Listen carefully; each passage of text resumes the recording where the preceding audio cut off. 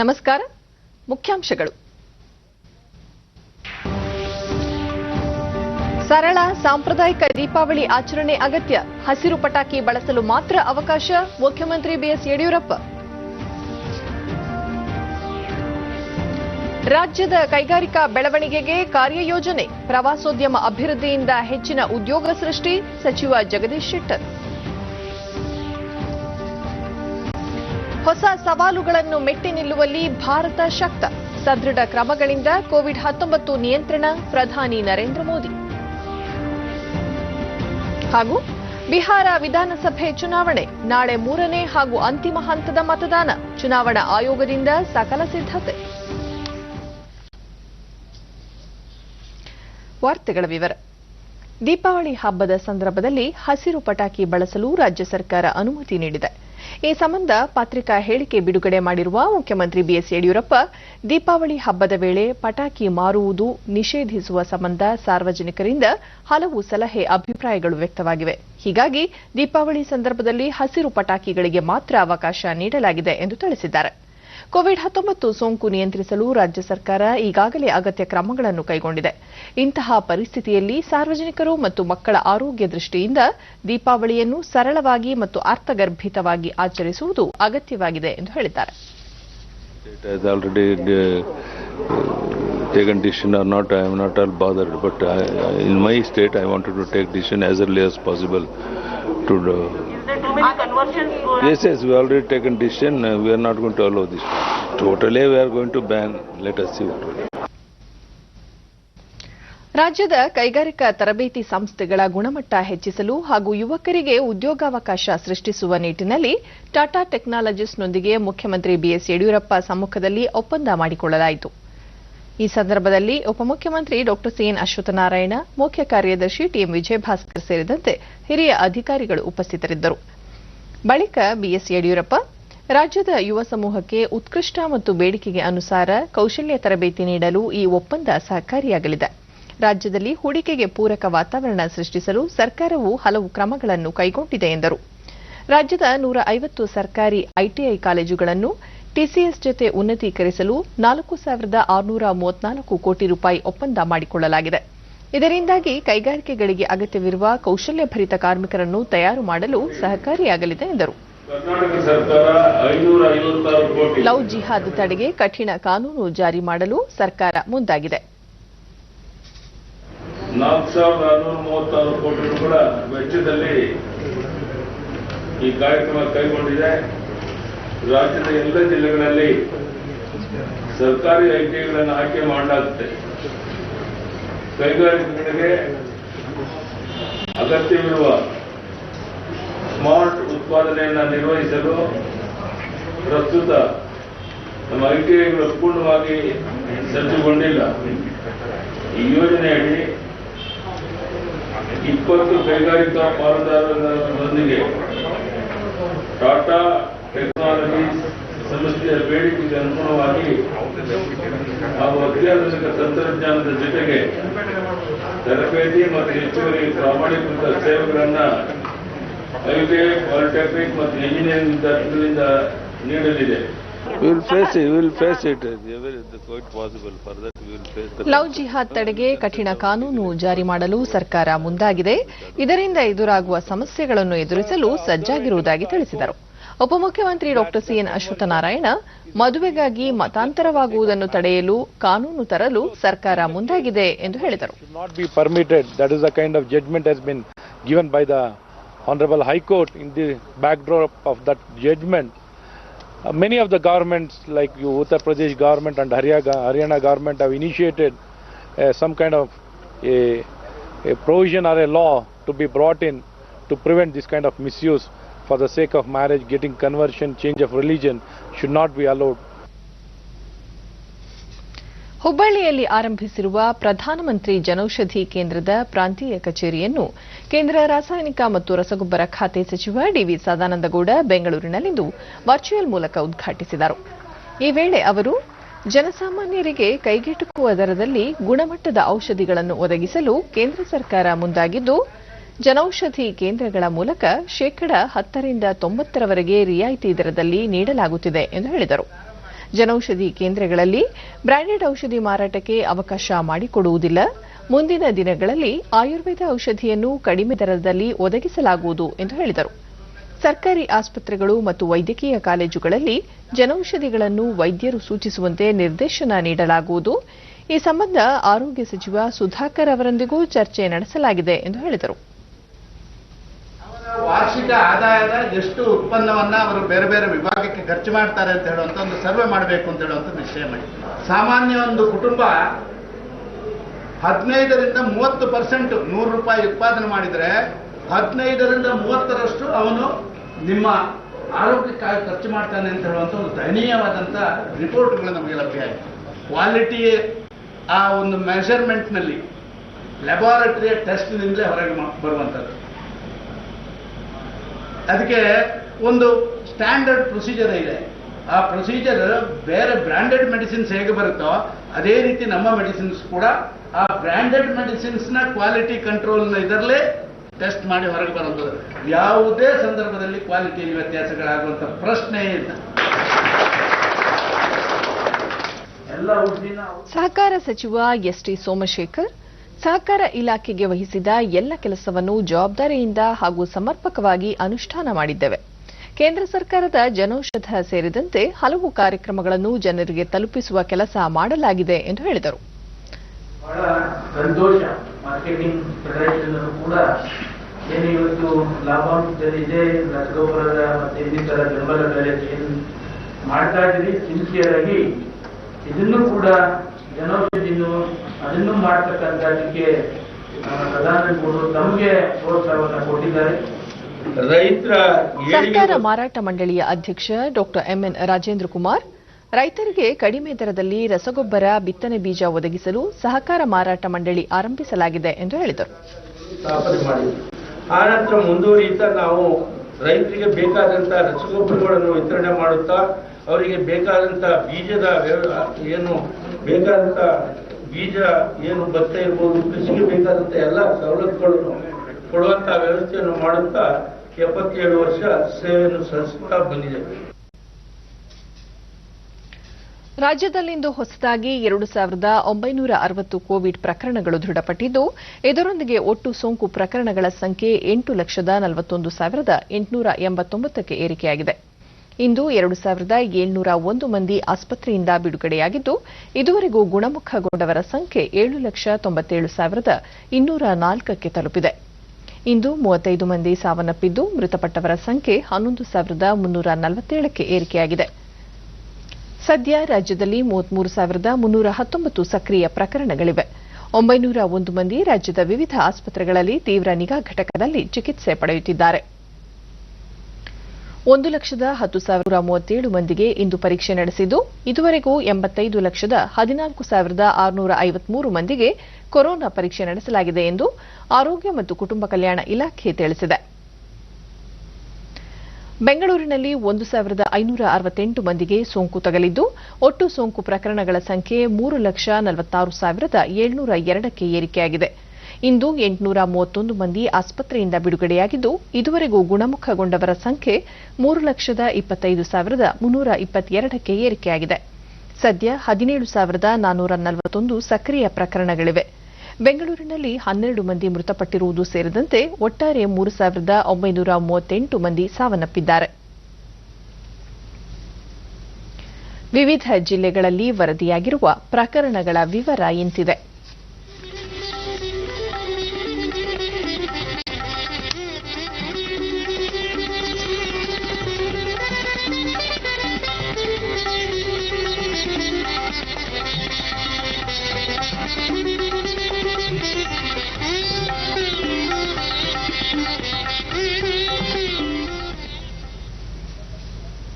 ಉಡುಪಿ ಕೈಗಾರಿಕಾ ಬೆಳವಣಿಗೆ ಕುರಿತು ಬೃಹತ್ ಮತ್ತು ಮಧ್ಯಮ ಕೈಗಾರಿಕಾ ಸಚಿವ ಜಗದೀಶ್ ಶೆಟ್ಟರ್ ಅಧ್ಯಕ್ಷತೆಯಲ್ಲಿಂದು ಸಭೆ ಆಯೋಜಿಸಲಾಗಿತ್ತು.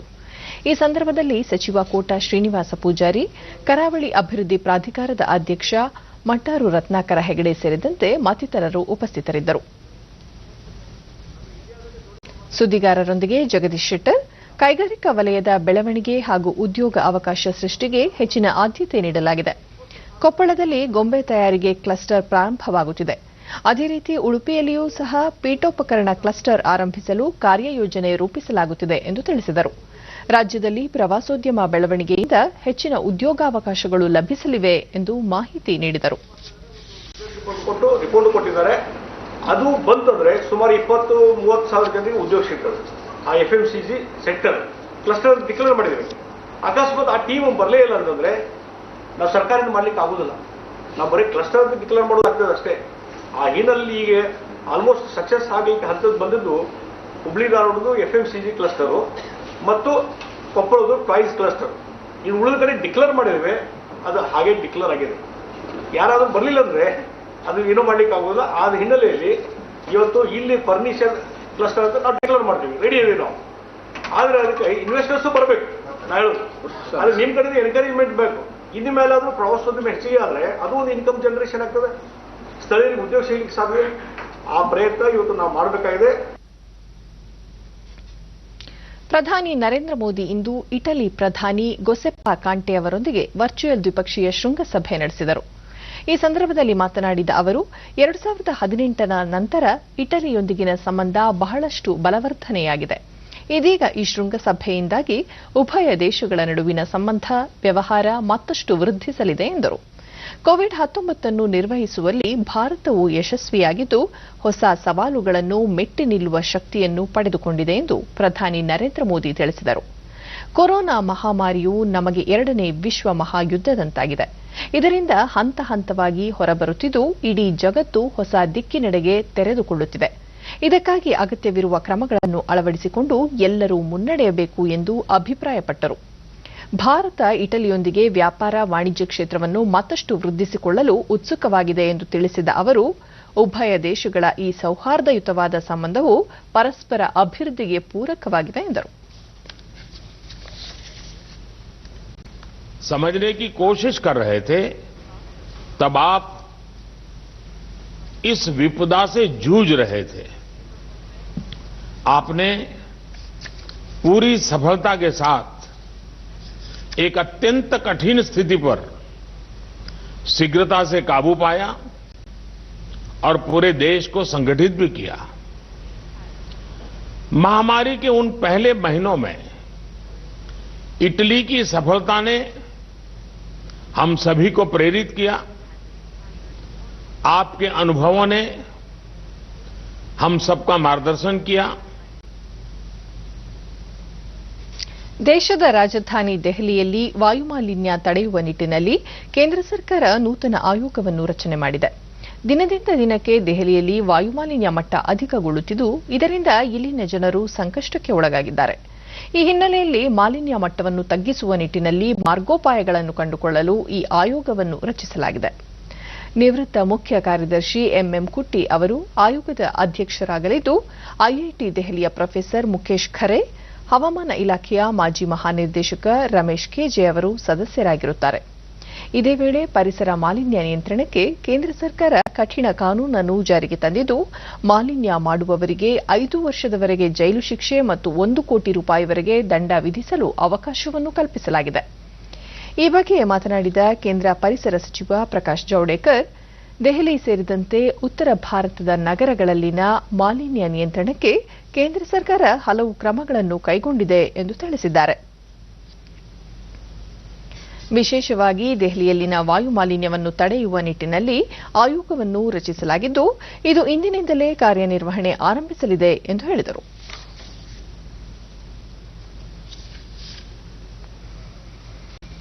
नजदीक के शहरों का जो एयर शेड है,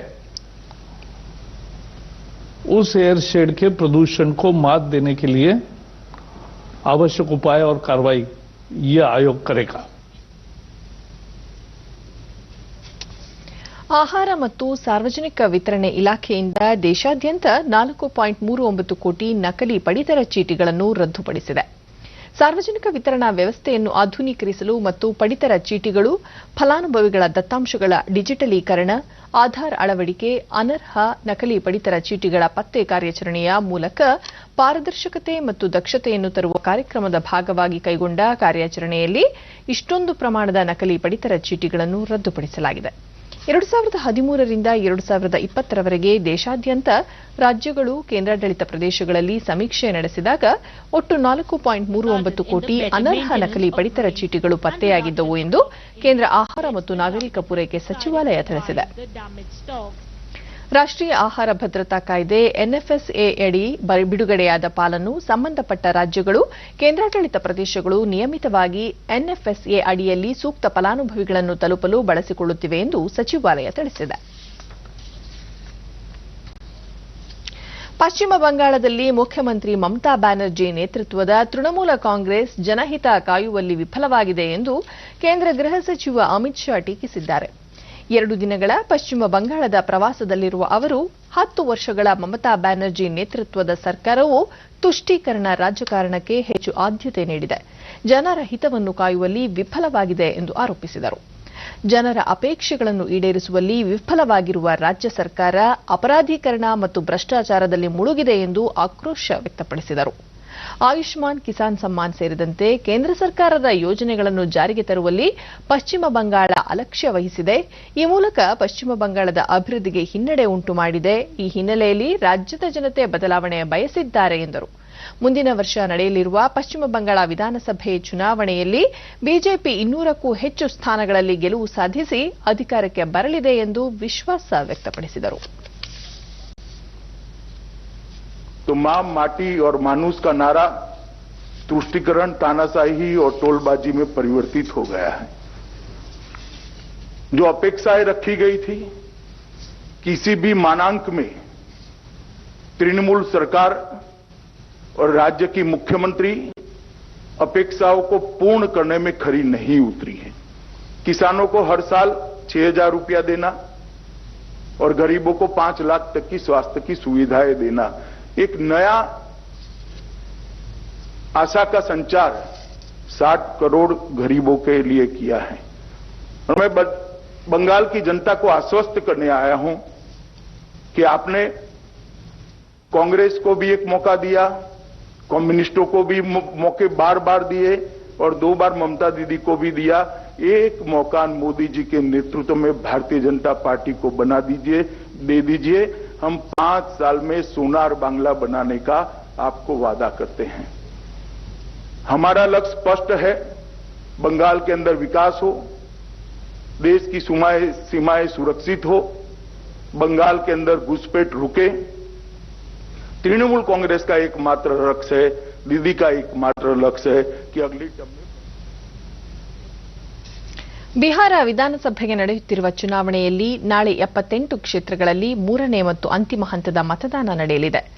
ಈ ಕ್ಷೇತ್ರಗಳ ವ್ಯಾಪ್ತಿಯಲ್ಲಿ ಒಟ್ಟು 2,35,00,000 ಮತದಾರರು ಇದ್ದು 1,204 ಅಭ್ಯರ್ಥಿಗಳ ರಾಜಕೀಯ ಭವಿಷ್ಯವನ್ನು ನಿರ್ಧರಿಸಲಿದ್ದಾರೆ.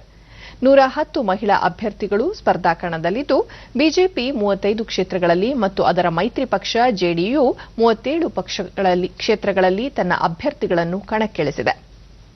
ಸೀಮಾಂಚಲ, ಕೋಸಿ, ತಿರೂಟ್, ಮಿಥಿಲಾಂಚಲ ಸೇರಿ 15 ಜಿಲ್ಲೆಗಳ ವ್ಯಾಪ್ತಿಯಲ್ಲಿ ನಾಳೆ ಮತದಾನ ನಡೆಯಲಿದ್ದು ನ್ಯಾಯಸಮ್ಮತ ಮತದಾನಕ್ಕೆ ಚುನಾವಣಾ ಆಯೋಗ ಎಲ್ಲ ಸಿದ್ಧತೆಗಳನ್ನು ಕೈಗೊಂಡಿದೆ. 3 ಹಂತಗಳ ಮತ ಎಣಿಕೆ ಇದೇ 10ರಂದು ನಡೆಯಲಿದೆ.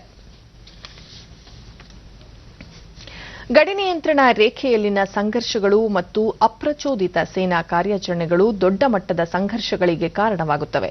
ಇಂತಹ ಯಾವುದೇ ಕ್ರಮಗಳನ್ನು ಭಾರತ ಸಹಿಸುವುದಿಲ್ಲ ಮತ್ತು ಈ ದಿಸೆಯಲ್ಲಿ ಭಾರತದ ನಿಲುವಿನಲ್ಲಿ ಯಾವುದೇ ಬದಲಾವಣೆ ಇಲ್ಲ ಎಂದು ಭಾರತೀಯ ಸೇನಾ ಪಡೆಗಳ ಮುಖ್ಯಸ್ಥ ಜನರಲ್ ಬಿಪಿನ್ ರಾವತ್ ಸ್ಪಷ್ಟಪಡಿಸಿದ್ದಾರೆ. ವೆಬಿನಾರ್ ಮೂಲಕ ರಾಷ್ಟ್ರೀಯ ಸೇನಾ ಕಾಲೇಜಿನ ವಜ್ರ ಮಹೋತ್ಸವವನ್ನು ಉದ್ದೇಶಿಸಿ ಮಾತನಾಡಿದ ಅವರು, ಗಡಿ ವಾಸ್ತವ ರೇಖೆ ಎಲ್ಎಸಿಯ ಪೂರ್ವ ಲಡಾಖ್ನಲ್ಲಿ ಪರಿಸ್ಥಿತಿ ಉದ್ವಿಗ್ನವಾಗಿದೆ. ಈ ಭಾಗದಲ್ಲಿ ಭಾರತೀಯ ಸೇನಾ ಪಡೆಗಳು ನೀಡುತ್ತಿರುವ ದಿಟ್ಟ ಪ್ರತಿಕ್ರಿಯೆಯಿಂದಾಗಿ ಚೀನಾ ಅನಿರೀಕ್ಷಿತವಾದ ಪರಿಸ್ಥಿತಿಗಳನ್ನು ಎದುರಿಸುತ್ತಿದೆ. ಅಲ್ಲಿ ಭಾರತೀಯ ಸೇನೆಯ ನಿಯೋಜನೆಯು ನಿಸ್ಸಂದೇಹವಾಗಿದ್ದು, ವಾಸ್ತವಿಕ ನಿಯಂತ್ರಣ ರೇಖೆಯಲ್ಲಿ ನಾವು ಯಾವುದೇ ಬದಲಾವಣೆಯನ್ನು ಒಪ್ಪುವುದಿಲ್ಲ ಎಂದು ಸ್ಪಷ್ಟಪಡಿಸಿದರು. ಚೈನಾ ಸೇನೆಯು ಗಡಿಯಲ್ಲಿ ನಿರಂತರವಾಗಿ ಮುಖಾಮುಖಿ ಮತ್ತು ಅಪ್ರಚೋದಿತ ಕ್ರಮಗಳನ್ನು ಕೈಗೊಳ್ಳುತ್ತಾ ಬಂದಿದೆ. ಇದರಿಂದ ನಾವು ಸೇನಾ ನಿಯೋಜನೆಯನ್ನು ಸಡಿಲಿಕೆ ಮಾಡದಷ್ಟು ಸಂಘರ್ಷದ ಮಟ್ಟಕ್ಕೆ ತಲುಪುತ್ತಿದೆ ಎಂದರು. ಈ ಹಿನ್ನೆಲೆಯಲ್ಲಿ ಪ್ರಸ್ತುತ ಮತ್ತು ಭವಿಷ್ಯದಲ್ಲಿ ಎದುರಾಗಲಿರುವ ಇಂತಹ ಯಾವುದೇ ಕ್ರಮಗಳನ್ನು ಅಥವಾ ಸವಾಲುಗಳನ್ನು ಎದುರಿಸಲು ಅಗತ್ಯವಾದ ರೀತಿಯಲ್ಲಿ ದೀರ್ಘಾವಧಿಯ ದೇಶೀಯ ಸಾಮರ್ಥ್ಯವನ್ನು ನಿರ್ಮಾಣ ಮಾಡುವ ನಿಟ್ಟಿನಲ್ಲಿ ನಮ್ಮ ದೇಶ ಹೂಡಿಕೆ ಮಾಡುತ್ತಿದೆ ಎಂದು ಹೇಳಿದರು. ಪಾಕಿಸ್ತಾನದ ವಿಚಾರವನ್ನು ಪ್ರಸ್ತಾಪಿಸಿದ ಅವರು ಪಾಕಿಸ್ತಾನ ಗಡಿಯಾಚೆಗಿನ ಭಯೋತ್ಪಾದನೆ ಮೂಲಕ ಪ್ರಾಕ್ಸಿ ಸಮರವನ್ನು ಮುಂದುವರೆಸಿದೆ. ಇಂತಹ ಯಾವುದೇ ಕ್ರಮವನ್ನು ಎದುರಿಸಲು ನಮ್ಮ ಸೇನೆ ಸನ್ನದ್ಧವಾಗಿದೆ ಎಂದು ಸ್ಪಷ್ಟಪಡಿಸಿದರು. Bridge limitations and complement each other's competencies in battle to realize the full potential of our combat power in a synergized manner. We have long land borders with varied terrain configuration and two major seaboards. The system that we adopt has to be best suited for the optimum management of both external and internal security challenges. Nepal ಪ್ರವಾಸದಲ್ಲಿರುವ ಸೇನಾ ಮುಖ್ಯಸ್ಥ MM Naravane ಅವರಿಗೆ ಅಧ್ಯಕ್ಷರಾದ ಬಿದ್ಯಾದೇವಿ ಭಂಡಾರಿ ಅವರು ನೇಪಾಳ ಸೇನೆಯ ಪರವಾಗಿ ಗೌರವ ರಕ್ಷೆ ನೀಡಿದರು. ಅಧ್ಯಕ್ಷರ ಅಧಿಕೃತ ನಿವಾಸದಲ್ಲಿ ನರವಣೆ ಅವರು ಗೌರವ ವಂದನೆ ಸ್ವೀಕರಿಸಿದರು.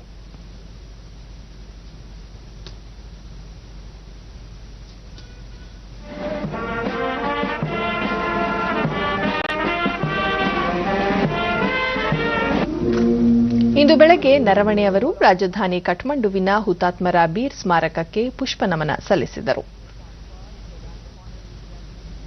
ಸಾಂಪ್ರದಾಯಿಕ ಸ್ವಾಗತ ನಂತರ ಜನರಲ್ ನರವಣೆ ಅವರು ದ್ವಿಪಕ್ಷೀಯ ಸಹಕಾರ ಸಂಬಂಧ ವೃದ್ಧಿ ಕುರಿತು ಚರ್ಚಿಸಿದರು.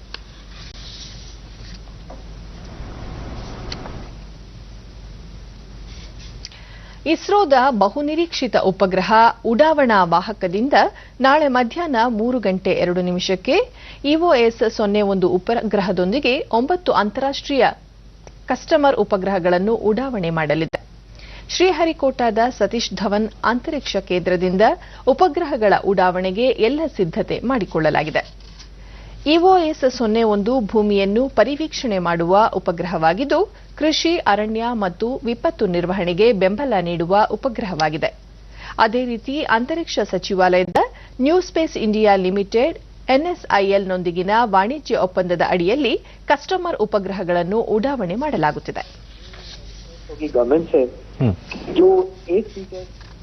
ಕೊರೋನಾ ಸೋಂಕಿನ ಹಿನ್ನೆಲೆಯಲ್ಲಿ ಈ ಬಾರಿಯ ಕೃಷಿ ಮೇಳವನ್ನು ವರ್ಚುವಲ್ ಮೂಲಕ ಆಯೋಜಿಸಲು ನಿರ್ಧರಿಸಲಾಗಿದೆ ಎಂದು ಬೆಂಗಳೂರು ಕೃಷಿ ವಿಶ್ವವಿದ್ಯಾಲಯದ ಉಪಕುಲಪತಿ ಡಾ ಎಸ್ ರಾಜೇಂದ್ರ ಪ್ರಸಾದ್ ಹೇಳಿದ್ದಾರೆ.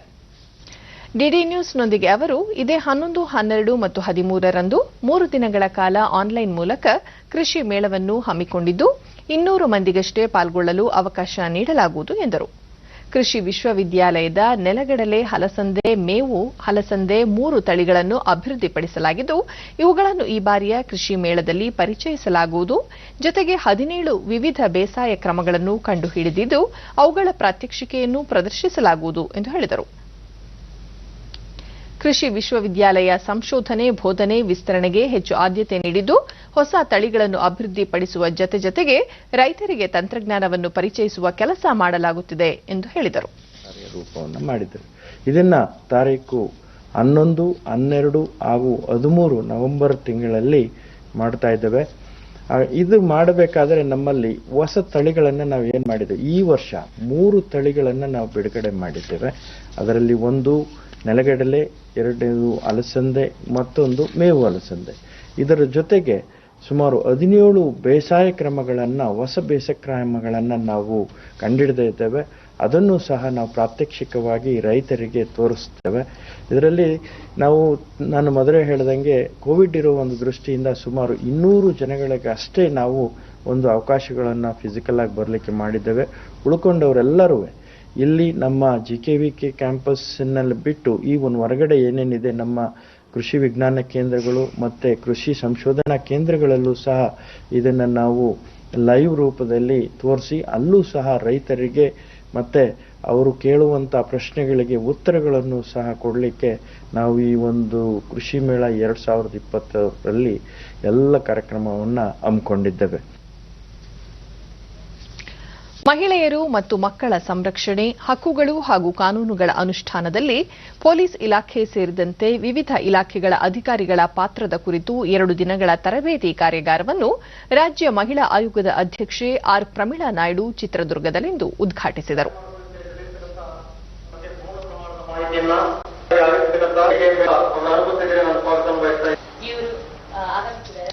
ಬಳಿಕ ಅವರು ಪೊಲೀಸ್ ಠಾಣೆಗೆ ದೂರು ಕೊಡಲು ಬರುವ ಮಹಿಳೆಯರಿಗೆ ಆರೋಗ್ಯಕರ ವಾತಾವರಣವನ್ನು ನಿರ್ಮಾಣ ಮಾಡಿದಾಗ ಮಾತ್ರ ಸಂತ್ರಸ್ತೆ ತನಗಾದ ನೋವು ಸಂಕಟಗಳನ್ನು ಮುಕ್ತವಾಗಿ ಹಂಚಿಕೊಳ್ಳಲು ಸಹಕಾರಿಯಾಗಲಿದೆ. ಇದರಿಂದ ಪ್ರಕರಣವನ್ನು ಶೀಘ್ರ ಇತ್ಯರ್ಥಪಡಿಸಲು ಸಹ ನೆರವಾಗಲಿದೆ ಎಂದು ಅಭಿಪ್ರಾಯಪಟ್ಟರು. ನೊಂದವರಿಗೆ ನ್ಯಾಯ ಕೊಡಿಸುವ ನಿಟ್ಟಿನಲ್ಲಿ ಅಧಿಕಾರಿಗಳು ನಿಷ್ಠೆಯಿಂದ ಶ್ರಮಿಸಬೇಕು. ಆಗ ಮಾತ್ರ ಮಹಿಳೆ ಮತ್ತು ಮಕ್ಕಳ ಮೇಲಿನ ದೌರ್ಜನ್ಯಗಳಿಗೆ ಕಡಿವಾಣ ಹಾಕಲು ಸಹಕಾರಿಯಾಗಲಿದೆ ಎಂದರು. ಆಕೆಗೆ ಇಮಿಡಿಯೇಟ್ ಆಕ್ಷನ್ ತಗೊಳ್ಬೇಕು. ಈ ರೀತಿ ಮಾಡುವಾಗ ನಾವು ಮಹಿಳೆಯರಿಗೆ ಒಂದು ನ್ಯಾಯ ಒದಗಿಸೋ ನಿಟ್ಟಿನಲ್ಲಿ ನಾವು ಖಂಡಿತವಾಗಿ ಕೆಲಸ ಮಾಡಬಹುದು. ಮಹಿಳೆಯರ ಮಕ್ಕಳ ಸಂಪನ್ಮೂಲ ವ್ಯಕ್ತಿಯಾಗಿ ಭಾಗವಹಿಸಿದ ಬೆಳಗಾವಿಯ ಸ್ಪಂದನಾ ಸಂಸ್ಥೆಯ ಸುಶೀಲಾ, ಜನಸಮುದಾಯದ ಸಾಮಾಜಿಕ ಆರ್ಥಿಕ ಪರಿಸ್ಥಿತಿ ಬದಲಾಗುತ್ತಿದೆ. ಹೀಗಾಗಿ ಮಹಿಳೆಯರು ಮತ್ತು ಮಕ್ಕಳ ಮೇಲಿನ ದೌರ್ಜನ್ಯ, ಶೋಷಣೆ ಹೆಚ್ಚಾಗುತ್ತಿದೆ. ಬಾಲ್ಯ ವಿವಾಹ, ಅಪಹರಣ, ಕೊಲೆಗಳು ಹೆಚ್ಚಾಗುತ್ತಿದೆ. ಈ ನಿಟ್ಟಿನಲ್ಲಿ ಅಧಿಕಾರ ವರ್ಗವು ಸಮನ್ವಯತೆಯಿಂದ ಕಾರ್ಯನಿರ್ವಹಿಸಬೇಕು ಎಂದರು. ಬೇರೆ ಬೇರೆ ಹಂತದಲ್ಲಿ ಬೇರೆ ಬೇರೆ ಪಾತ್ರದಲ್ಲಿ ನಾವು ಕೆಲಸ ಮಾಡ್ತಾ ಇದ್ದೀವಿ. ನಮ್ಮ ಪ್ಯಾಟ್ರಿಯಾಕಲ್ ಸೊಸೈಟಿಯಲ್ಲಿ ಪುರುಷ ಪ್ರಧಾನ ವ್ಯವಸ್ಥೆಯಲ್ಲಿ ನಾವು ಆಲ್ರೆಡಿ ನಮ್ಮೆಲ್ಲರೂ ರಕ್ತದಲ್ಲೂ ಒಂದು ಅಷ್ಟು ಮೌಲ್ಯಗಳನ್ನ ನಾವು ಬೆಳೆಸ್ಕೊಂಡ್ ಬಂದಿದ್ದೀವಿ. ಅದನ್ನ ದಾಟಿ ಹೊರಗಡೆ ಬಂದು ನಾವು ನಮ್ಮ ಒಂದು ಬಿಹೇವಿಯರಲ್ ಚೇಂಜಸ್ ಅಂತ ಹೇಳ್ತೀವಿ, ಬಿಹೇವಿಯರಲ್ ಚೇಂಜಸ್ ಮಾಡಿಕೊಂಡು ನಾವೊಂದು ಕಮಿಟ್ಮೆಂಟ್ ಆಗಿ ಯಾವ ತರ ಕೆಲಸ ಮಾಡಬೇಕು ಅನ್ನೋದನ್ನ ನನ್ಗನ್ಸಲಿ ಪೊಲೀಸ್ ಇಲಾಖೆ ಎಷ್ಟು ಮುಖ್ಯನೋ ಬೇರೆ ಇಲಾಖೆ ಕೂಡ ಬಹಳ ಮುಖ್ಯ. ಇಶ್ಯೂಸ್ ರಿಲೇಟೆಡ್ ಜಿಲ್ಲಾ ಪೊಲೀಸ್ ವರಿಷ್ಠಾಧಿಕಾರಿ ಜಿ ರಾಧಿಕಾ, ಮಹಿಳೆಯರು ಮತ್ತು ಮಕ್ಕಳ ಹಕ್ಕುಗಳ ರಕ್ಷಣೆ ಹಾಗೂ ಕಾನೂನುಗಳನ್ನು ಪೊಲೀಸ್ ಇಲಾಖೆಯಿಂದಷ್ಟೇ ಅನುಷ್ಠಾನ ಮಾಡಲು ಸಾಧ್ಯವಿಲ್ಲ. ಇದಕ್ಕೆ ಎಲ್ಲ ಇಲಾಖೆಗಳು, ಸಾರ್ವಜನಿಕರು ಕೈಜೋಡಿಸಬೇಕು ಎಂದರು. ಮಾಡೋಕೆ ಆಗೋದಿಲ್ಲ. ಇದು ಎಲ್ಲಾ ಡಿಪಾರ್ಟ್ಮೆಂಟ್ ಅವರು ಕೂಡ ಕೈ ಜೋಡಿಸಿ ಮಾಡಿದ್ರೆ ಮಾತ್ರ ಈ ಒಂದು ಮಹಿಳೆಯರ ಮತ್ತು ಮಕ್ಕಳ ರಿಲೇಟೆಡ್ ಇಶ್ಯೂಸ್ನ ನಾವು ಮಾಡೋದಿಕ್ಕೆ ಆಗೋದು. ಬೆಂಗಳೂರು ಸೇರಿದಂತೆ ವಿವಿಧೆಡೆ ಕೊರೋನಾ ಸೋಂಕು ಹೆಚ್ಚುತ್ತಿರುವ ಹಿನ್ನೆಲೆಯಲ್ಲಿ ಅದರ ತಡೆ ಮತ್ತು ಮುನ್ನೆಚ್ಚರಿಕಾ ಕ್ರಮಗಳ ಕುರಿತು ಬೆಂಗಳೂರು ಮಹಾನಗರ ಪಾಲಿಕೆಯ ಮಾರ್ಷಲ್ಗಳಿಗೆ ಇಂದು ತರಬೇತಿ ಕಾರ್ಯಾಗಾರ ಹಮ್ಮಿಕೊಳ್ಳಲಾಗಿತ್ತು. ಈ ವೇಳೆ ಬಿಬಿಎಂಪಿ ಆಯುಕ್ತ ಮಂಜುನಾಥ್ ಪ್ರಸಾದ್, ಕಳೆದ 4 ತಿಂಗಳಿಗೆ ಹೋಲಿಸಿದರೆ 15 ದಿನಗಳಿಂದೀಚೆಗೆ ಸೋಂಕಿನ ಪ್ರಮಾಣ ಗಣನೀಯವಾಗಿ ಇಳಿಕೆಯಾಗಿದೆ. ಮರಣ ಪ್ರಮಾಣ 1% ಕಡಿಮೆಯಾಗಿದೆ. ಇದಕ್ಕೆ ಪ್ರಮುಖ ಕಾರಣ ಕೊರೋನಾ ಸೋಂಕಿನ ಪತ್ತೆ, ಪರೀಕ್ಷೆ ಮತ್ತು ಅದರ ಮೇಲೆ ಇಟ್ಟಿರುವ ನಿಗಾವೇ ಎಂದು ಹೇಳಿದರು. ತಜ್ಞರ ಸಮಿತಿ ರಚಿಸಿದ್ದು ಕಾಲಕಾಲಕ್ಕೆ ಅವರು ನೀಡುವ ಸಲಹೆ ಸೂಚನೆಗಳನ್ನು ಅನುಷ್ಠಾನ ಮಾಡಲು ಕ್ರಮ ಕೈಗೊಳ್ಳಲಾಗುತ್ತಿದೆ. ಹೀಗಾಗಿಯೇ ಸೋಂಕಿನ ಪ್ರಮಾಣ ಗಣನೀಯವಾಗಿ ಕುಸಿದಿದೆ ಎಂದು ವಿವರಿಸಿದರು. Fatality rate, case fatality rate 1 ಒಳಗಡೆ ಇದೆ. ಇದರಲ್ಲಿ ಮುಖ್ಯವಾಗಿ 3 ಕಾರಣಗಳು. ಒಂದು, ಟೆಸ್ಟಿಂಗ್ಗಳ ಸಂಖ್ಯೆ ಹೆಚ್ಚಿಗೆ ಆಗ್ತದೆ. ನಿನ್ನೆ 53,000 ಟೆಸ್ಟ್ಗಳನ್ನು ಮಾಡಿದರೆ 53,000 ಟೆಸ್ಟ್ಗಳಲ್ಲಿ 1,600 ಮಾತ್ರ ಪಾಸಿಟಿವ್ ಬಂದಿರೋದು. ಒಂದು, ಟೆಸ್ಟ್ಗಳ ಸಂಖ್ಯೆ ಜಾಸ್ತಿ ಆಗಿರೋದು. ಎರಡನೇದು, ನಾವು ಮರಣ ಪ್ರಮಾಣ ಕಡಿಮೆ ಮಾಡೋದಕ್ಕೆ ಎಲ್ಲ ಹಾಸ್ಪಿಟಲ್ಸ್ಗಳ ಜೊತೆಲಿ ನಿರಂತರವಾಗಿ ಸಂಪರ್ಕ ಇದ್ದು ಯಾರಿಗೆ ಹಾಸ್ಪಿಟಲೈಸೇಷನ್ ಬೇಕಾದವ್ರಿಗೆ ಬೆಡ್ಗಳನ್ನು ಒದಗಿಸ್ತಾ ಇರೋದು. ಮೂರನೇದು, ಏನು ಅಪ್ರಾಪ್ರಿಯೇಟ್ ಕೋವಿಡ್ ಬಿಹೇವಿಯರ್ ಅಂತ ಹೇಳ್ತೀವಿ, ಮಾಸ್ಕ್ಗಳನ್ನು ಧರಿಸೋದು, ಸೋಷಿಯಲ್ ಡಿಸ್ಟೆನ್ಸ್ಗಳಲ್ಲಿ ನಾವು ಮತ್ತು ಪೊಲೀಸ್ ಇಲಾಖೆ ಕಡೆದ ಒಟ್ಟಿಗೆ ಸೇರಿ ಕೆಲಸವನ್ನ ಮಾಡ್ತಾ ಇರೋದು. ಇವತ್ತಿನ ಈ ಸಭೆಯ ಉದ್ದೇಶ ಏನಂದ್ರೆ, ಕೆಲವು ಕನ್ಫ್ಯೂಷನ್ಸ್ಗಳನ್ನ ಏನಿತ್ತು ನಮ್ಮ ಮಾರ್ಷಲ್ಸ್ಗಳಲ್ಲಿ, ಮತ್ತೆ ಕೆಲವು ಸಂದರ್ಭಗಳಲ್ಲಿ ಮಾರ್ಷಲ್ಸ್ಗೆ ಮತ್ತು ಜನರ ಮಧ್ಯದಲ್ಲಿ ವಾಗ್ವಾದಗಳು ನಡೀತಾ ಇತ್ತು. ಅಂಥದನ್ನೆಲ್ಲ ಕ್ಲಿಯರ್ ಮಾಡೋದಕ್ಕೆ, ಜೊತೆಗೆ ಪೊಲೀಸು ಮತ್ತೆ ಮಾರ್ಷಲ್ಸ್ ಒಟ್ಟಿಗೆ ಕೆಲಸ ಮಾಡಬೇಕು ಅನ್ನೋ ಒಂದು ತಿಳಿಸೋದಕ್ಕೋಸ್ಕರ ಇವತ್ತು ಎಲ್ಲ ಮಾಸ್ಟರ್ ಸೂಪರ್ವೈಸರ್ಸ್ಗಳನ್ನ ಉದ್ದೇಶಿಸಿ ನಾನು ಮತ್ತೆ ಮಾನ್ಯ ಪೊಲೀಸ್ ಆಯುಕ್ತರು ಜಂಟಿಯಾಗಿ ಅದನ್ನು ತಿಳಿಸಿದ್ದೇವೆ. ಆದರೆ ಅವರು ಬೆಂಗಳೂರು ನಗರ ಪೊಲೀಸ್ ಆಯುಕ್ತ ಕಮಲ್ ಪಂತ್, ಬಿಬಿಎಂಪಿ ಮಾರ್ಷಲ್ಗಳು ದಂಡ ವಿಧಿಸುವ ಸಂದರ್ಭದಲ್ಲಿ ಸಾರ್ವಜನಿಕರು ವಾದ ವಿವಾದಗಳನ್ನು ನಡೆಸುತ್ತಾರೆ. ಇದನ್ನು ತಪ್ಪಿಸಲು ಕಾರ್ಯಾಗಾರ ಸಹಕಾರಿಯಾಗಲಿದೆ. ಕೊರೋನಾ ಸೋಂಕು ತಡೆಗಟ್ಟುವಲ್ಲಿ ಸಾರ್ವಜನಿಕರ ಸಹಭಾಗಿತ್ವ ಅತ್ಯಗತ್ಯ ಎಂದರು. ಅವರಿಗೆ ಭದ್ರತೆಯನ್ನು ನಾವು ಈಗ ಅಶ್ಯೂರೆನ್ಸ್ ಕೊಟ್ಟಿದ್ದೀವಿ. ಮತ್ತೆ ನಮ್ಮ ಪೊಲೀಸಿಂದ ಏನೇನು ಸಹಕಾರ ಆಗಬೇಕು, ಮತ್ತೆ ಸನ್ಮಾನ್ಯ ಇದು ಉಚ್ಚ ನ್ಯಾಯಾಲಯದಿಂದ ಏನು ಆದೇಶ ಬಂದಿದೆ ಆದೇಶವನ್ನು ಪಾಲನೆ ಮಾಡಿ, ಮತ್ತು ಈಗಾಗಲೇ ಬಿಬಿಎಂಪಿ ಆಯುಕ್ತರು ಸುಮಾರು ಹಂತದಲ್ಲಿ ಅವರು ಸಮಿತಿಗಳನ್ನು ರಚನೆ ಮಾಡಿದ್ದಾರೆ. ಸಿಟಿ ಲೆವೆಲ್ದಲ್ಲಿ, ಆಮೇಲೆ ವಾರ್ಡ್ ಲೆವೆಲ್ವರೆಗೆ, ಈ ಮಟ್ಟವರೆಗೆ ಮಾಡಿದ್ದಾರೆ. ಎಲ್ಲ ಸಮಿತಿಗಳನ್ನು ಈಗಲೇ ರಚನೆ ಆಗಿದೆ. ಆ ಪ್ರಕಾರ ಕೊನೆಯಲ್ಲಿ ಮತ್ತೊಮ್ಮೆ ಮುಖ್ಯಾಂಶಗಳು. ಸರಳ ಸಾಂಪ್ರದಾಯಿಕ ದೀಪಾವಳಿ ಆಚರಣೆ ಅಗತ್ಯ. ಹಸಿರು ಪಟಾಕಿ ಬಳಸಲು ಮಾತ್ರ ಅವಕಾಶ. ಮುಖ್ಯಮಂತ್ರಿ ಬಿಎಸ್ ಯಡಿಯೂರಪ್ಪ. ರಾಜ್ಯದ ಕೈಗಾರಿಕಾ ಬೆಳವಣಿಗೆಗೆ ಕಾರ್ಯಯೋಜನೆ. ಪ್ರವಾಸೋದ್ಯಮ ಅಭಿವೃದ್ಧಿಯಿಂದ ಹೆಚ್ಚಿನ ಉದ್ಯೋಗ ಸೃಷ್ಟಿ. ಸಚಿವ ಜಗದೀಶ್ ಶೆಟ್ಟರ್. ಹೊಸ ಸವಾಲುಗಳನ್ನು ಮೆಟ್ಟಿ ನಿಲ್ಲುವಲ್ಲಿ ಭಾರತ ಶಕ್ತ. ಸದೃಢ ಕ್ರಮಗಳಿಂದ ಕೋವಿಡ್-19 ನಿಯಂತ್ರಣ, ಪ್ರಧಾನಿ ನರೇಂದ್ರ ಮೋದಿ. ಹಾಗೂ ಬಿಹಾರ ವಿಧಾನಸಭೆ ಚುನಾವಣೆ ನಾಳೆ 3ನೇ ಹಾಗೂ ಅಂತಿಮ ಹಂತದ ಮತದಾನ. ಚುನಾವಣಾ ಆಯೋಗದಿಂದ ಸಕಲ ಸಿದ್ಧತೆ.